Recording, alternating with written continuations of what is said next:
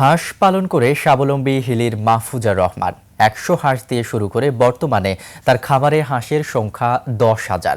বছরে আয় করেন প্রায় ৮ লাখ টাকা। এদিকে পড়াশোনার পাশাপাশি হাঁস পালন করে এলাকায় সাড়া ফেলেছেন কুষ্টিয়ার স্কুল শিক্ষার্থী শিহাব। শুধু নিজের ভাগ্যবদল নয়, কর্মসংস্থানেরও সুযোগ সৃষ্টি করেছেন তারা। হিলি ও কুষ্টিয়া প্রতিনিধির তথ্য ভিডিওতে ডেস্ক রিপোর্ট। শিয়া বাটার ও ভিটামিন সমৃদ্ধ লিলি বিউটি সোপ, তারুণ্যময় উজ্জ্বল ত্বকের জন্য। এ যেন হাঁসের রাজ্য।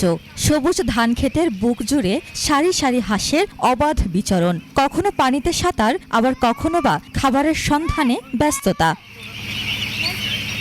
ইউটিউব দেখে হাঁস পালন শুরু করেন হিলির মাহফুজার রহমান। এই খামার থেকে বছরে আয় প্রায় ৮ লক্ষ টাকা।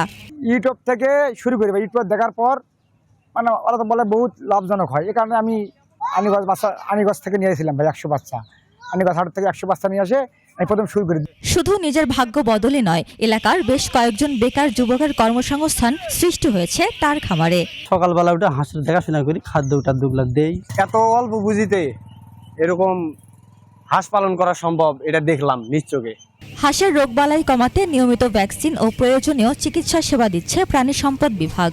তাদের প্রয়োজন অনুযায়ী খাবার সম্পর্কিত কিভাবে খাবার তৈরি করবেন বা খাবারে কি কি উপকরণ রাখা যেতে পারে, রোগবালাই সম্পর্কিত বিভিন্ন বিষয়ে আমরা তাদেরকে সেবা দিয়ে যাচ্ছি। কুষ্টিয়ার মিরপুরের ছাতিয়ান এলাকার স্কুল শিক্ষার্থী শিহাব বাবা শওকত আলীর সহযোগিতায় শুরু করেন খামার গড়ার কাজ।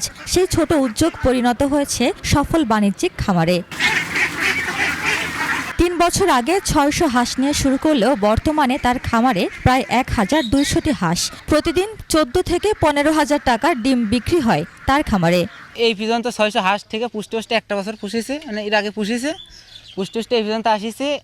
আর ওই হাঁসগুলোর থেকে ডিম নেওয়ার হয়ে গেলে পারে, মানে ওই হাঁসগুলো বুড়ো হয়ে গেছে, ওই জন্য এই হাঁসগুলো বেঁচে দিয়ে আবার এই হাঁস তুলেছে। সরকার যদি সহযোগিতা যদি আমাদেরকে যদি করে, তাহলে পারে পরবর্তীতে আমরা আরও উন্নয়ন বাড়ানোর চেষ্টা করব।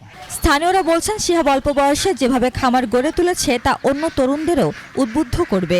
এর দেখা দেখি আমি পুষবো, কিন্তু তো লাভজনক ব্যবসা। শিহাবের সৈকতের হাঁসের খামার দেখে আমরা চেষ্টায় আছি আগামীবার আমরাও করার জন্য।